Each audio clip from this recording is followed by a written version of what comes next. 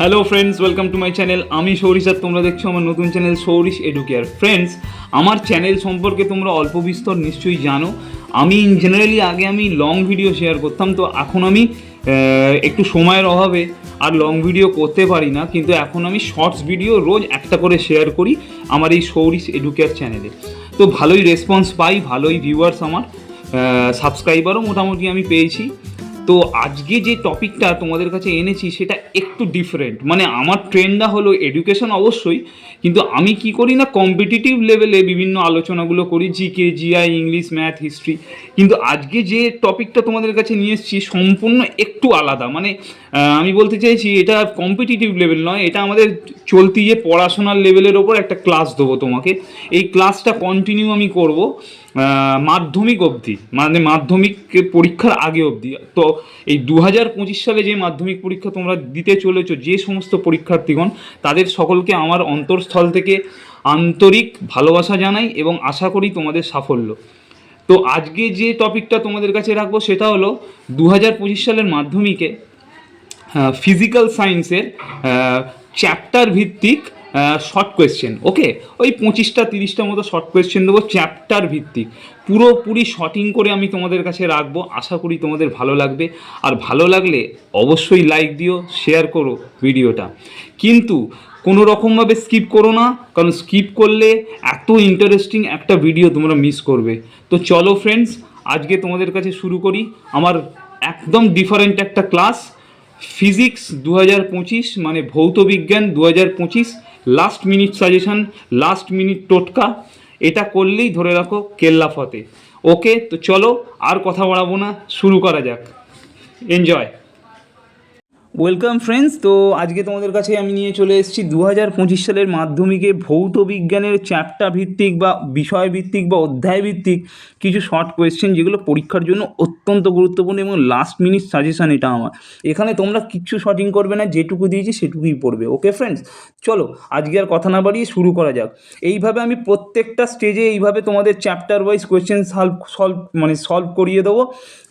আজকের পর থেকে প্রত্যেক দিন বা একদিন ছাড়া ছাড়া আমি মাধ্যমিকের আগে পর্যন্ত আমি এই ক্লাসগুলো তোমাদের করাবো, তোমরা ফলো করো। তো চলো শুরু করা যাক। আজকে ফার্স্ট কোয়েশ্চেন, ওজোন স্তর ক্ষয় করে কোন গ্যাস? এটা সঠিক উত্তর হবে সিএফসি, ক্লোরোফ্লুরোকার্বন। ওকে, আমার সেকেন্ড কোয়েশ্চেন হলো বায়োগ্যাসের মূল উপাদান কি? বায়োগ্যাসের মূল উপাদান হবে মিথেন, মিথেনের রাসায়নিক সংকেত CH4। 3 নম্বর হলো পৃথিবীর উষ্ণতা বৃদ্ধির জন্য কোন গ্যাসটির অবদান সব থেকে বেশি? এটা সঠিক উত্তর হবে CO2, কার্বন ডাই অক্সাইড। মানে গ্লোবাল ওয়ার্মিংয়ের জন্য কোন গ্যাস বেশি দায়ী? ওকে, 4 নম্বর হলো বায়ুমণ্ডলের কোন স্তরটিকে ক্ষুব্ধমণ্ডল বলে? ক্ষুব্ধমণ্ডল বলে একমাত্র ট্রপোস্ফিয়ারকে। ওকে, 5 নম্বর কোশ্চেন হলো কোন স্তরকে শান্তমণ্ডল বলে? শান্তমণ্ডল বলা হয় স্ট্র্যাটোস্ফিয়ারকে, মানে ট্রপোস্ফিয়ারের পরের স্তর হলো স্ট্র্যাটোস্ফিয়ার। আর 6 নম্বর কোশ্চেন হলো বায়ুমণ্ডলের সর্বোচ্চ স্তর কোনটি? মানে বায়ুমণ্ডলের সব থেকে ওপরে কোন স্তরটি আছে? সব থেকে নিচে আছে ট্রপোস্ফিয়ার। ওকে, কারণ এই এই ট্রপোস্ফিয়ার এরিয়াটাই হলো সব থেকে ডিস্টারবেন্স এরিয়া। এখানে ঝড় ঝাপটা, বৃষ্টি, মেঘ, এগুলো সব বেশি দেখা যায়। আর বায়ুমণ্ডলের সর্বোচ্চ স্তর হবে, যদি উত্তর চাই তখন বলবে এক্সোস্ফিয়ার। চলো নেক্সট পেজে যাব। চলো নেক্সট পেজে চলে এলাম। 7 নম্বর কোয়েশ্চেন, বায়ুমণ্ডলের উষ্ণতম স্তর কোনটি? খুব ইম্পর্টেন্ট, উষ্ণতম স্তর কোনটি? সব থেকে বেশি টেম্পারেচার কোনটি? সেটা হবে থার্মোস্ফিয়ার লেয়ার, থার্মোস্ফিয়ার লেয়ার। ওকে, 8 নম্বর কোয়েশ্চেন হলো ট্রপোস্ফিয়ারের সর্বনিম্ন অঞ্চলে বায়ুর চাপ কত?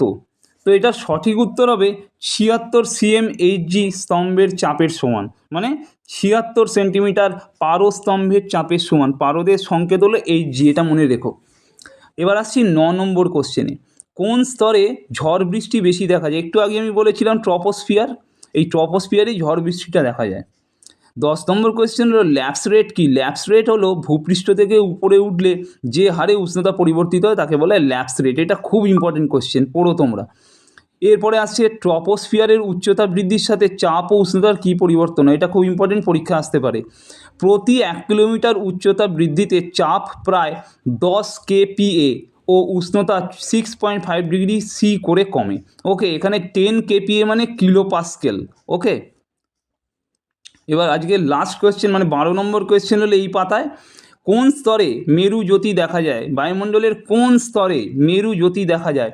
এটার সঠিক উত্তর হবে থার্মোস্ফিয়ার। থার্মোস্ফিয়ার হলো সব থেকে উঁচুতে অবস্থিত এবং সব থেকে উষ্ণতম, আর এই থার্মোস্ফিয়ারেই মেরু জ্যোতি দেখা যায়। ওকে, তো তোমরা দেখলে ফ্রেন্ডস, পরপর আমি টোটাল 12টা কোশ্চেন দিলাম। এবার আমরা নেক্সট পেজে যাব, আশা করি তোমাদের ভালো লাগবে। তো নেক্সট পেজে দেখো 4টে কোশ্চেন আছে। 13 নম্বর কোশ্চেন যেটা, সেটা খুব ইম্পর্টেন্ট, এটা তোমরা খুব ভালো করে পড়ো। সেটা হলো নাইট্রোজেন এবং অক্সিজেন গ্রিন হাউস গ্যাস নয় কেন? এটা কোশ্চেন আসবেই পরীক্ষায়, তখন তোমাদের উত্তর দিতে হবে, কারণ এরা সূর্য থেকে আগত আইআর রশ্মি শোষণ করে না। আইআর মানে ইনফ্রারেড রশ্মি। ওকে, তার মানে একমাত্র নাইট্রোজেন এবং অক্সিজেনকে গ্রিন হাউস গ্যাস বলে না কেন? কারণ এরা সূর্য থেকে আগত আইআর রশ্মি শোষণ করে না। ওকে, এবার আমাদের নেক্সট কোয়েশ্চেন হলো 14তম কোশ্চেন হলো পৃথিবীর ছাতা কোন স্তরকে বলে? এটা খুব ইন্টারেস্টিং। পৃথিবীর ছাতা কোন স্তরকে বলে? এটা সঠিক উত্তর হবে ওজোন লেয়ারকে বলে। ওকে, 15 নম্বর কোশ্চেন, ওজোন স্তরের সর্বাধিক সঞ্চয় বায়ুমণ্ডলের কোন স্তরে দেখা যায়? এটাও খুব ইম্পর্টেন্ট, এটা সঠিক উত্তর হবে স্ট্র্যাটোস্ফিয়ার। ওকে ফ্রেন্ডস, তো আজকে 16 নম্বর কোশ্চেন আলোচনা করব, সেটা হলো মিথেন হাইড্রেট যৌগটি কোন ভৌত অবস্থায় থাকে? কি অবস্থায় থাকে? লিকুইড না সলিড না গ্যাসিয়াস? এটা সঠিক উত্তর হবে কঠিন। তো ফ্রেন্ডস, তোমরা দেখছো পরপর আমি 16টা কোশ্চেন তোমাদের সামনে রাখলাম। প্রত্যেকটা কোশ্চেন অত্যন্ত ইম্পর্টেন্ট। 2025 সালে মাধ্যমিক পরীক্ষার জন্য এই কোশ্চেনগুলো অত্যন্ত ইম্পর্টেন্ট। তোমরা ভালো করে কোশ্চেনগুলো ফলো করো, এবং আমার প্রতিটা ক্লাস আমি একদিন ছাড়া ভিডিও দেবো, তোমরা প্রতিটা ক্লাস ভালো করে ফলো করবে। ওকে, তাহলেই তোমাদের সাফল্য নিশ্চিত এবং মার্কসও ভালো গেইন করবে তোমরা। নেক্সট পেজে যাব। তো দেখো নেক্সট পেজে আছে 17 নম্বর কোশ্চেন, বায়ুমণ্ডলের কোন স্তর থেকে বেতার তরঙ্গ প্রতিফলিত হয়? এটা খুব ইম্পর্টেন্ট, এটা সব পরীক্ষায় আসে। আমাদের কম্পিটিটিভ আমরা যখন দিতাম তখনও আসতো, আর পড়াশোনার লেভেলে তো এসছে, এডুকেশনাল লাইফেও এসছে। তো বায়ুমণ্ডলের কোন স্তরে বেতার তরঙ্গ প্রতিফলিত হয়? সেটা হলো থার্মোস্ফিয়ার। 18 নম্বর কোশ্চেন হলো সৌরকোষে শক্তির কীরূপ রূপান্তর ঘটে? তাহলে সৌরকোষে মানে সোলার সেল যেটা, তাতে শক্তির কি কনভার্সন হয়? এটা সঠিক উত্তর হবে আলোক শক্তি থেকে তড়িৎ শক্তি হয়। ওকে, সৌরকোষে মানে সোলার প্যানেলে। তো 19 নম্বর কোশ্চেন হলো কার্বনহীন একটি জ্বালানির নাম করো। কার্বনহীন একটি জ্বালানি হলো হাইড্রোজেন। 20 নম্বর কোয়েশ্চেন আজকে তোমাদের সামনে যেটা বলবো, সেটা হলো জীবাশ্ম জ্বালানির দহনে কোন গ্যাস উৎপন্ন হয়? ভেরি ভেরি ভেরি ইম্পর্টেন্ট, খুব ইম্পর্টেন্ট কোয়েশ্চেন। জীবাশ্ম জ্বালানির দহনে কোন গ্যাস উৎপন্ন হয়? এটা সঠিক উত্তর হবে CO2, কার্বন ডাই অক্সাইড। তো আজকে আমাদের 21 নম্বর কোয়েশ্চেন, পাওয়ার অ্যালকোহল কি? ভেরি ভেরি ইম্পর্টেন্ট, পাওয়ার অ্যালকোহল কি? পেট্রোলের সঙ্গে 20% ইথাইল অ্যালকোহলের মিশ্রণকে পাওয়ার অ্যালকোহল বলে। এটা পরীক্ষায় আসবেই। তো দেখলে তোমরা পরপর আমি 21টা কোয়েশ্চেন তোমাদের সামনে রাখলাম। আশা করি তোমাদের ভিডিওগুলো ভাল লাগছে, তোমাদের টপিকটা ভাল লাগছে। তোমরা প্রত্যেকটা কোয়েশ্চেন মনোযোগ দিয়ে পড়বে, ভিডিওটা স্কিপ করো না। আমার আগত যা ক্লাস আছে সেগুলো তোমরা ভালো করে ফলো করো।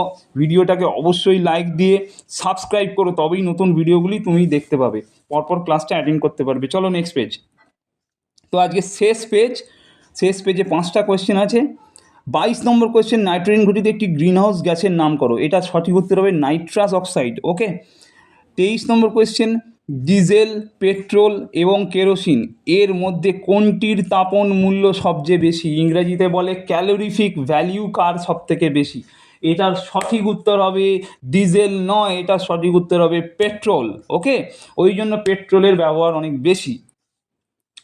24তম কোয়েশ্চেন হলো তরল জীবাশ্ম জ্বালানির নাম করো। একটি তরল জীবাশ্ম জ্বালানির নাম করো, ফসিল ফুয়েল যেটাকে বলা হয়, সেটা হলো পেট্রোল। 25 নম্বর কোয়েশ্চেন হলো পুনর্নবীকরণযোগ্য শক্তির উৎসের নাম করো। এটা হবে জলবিদ্যুৎ শক্তি এবং বায়ু শক্তি।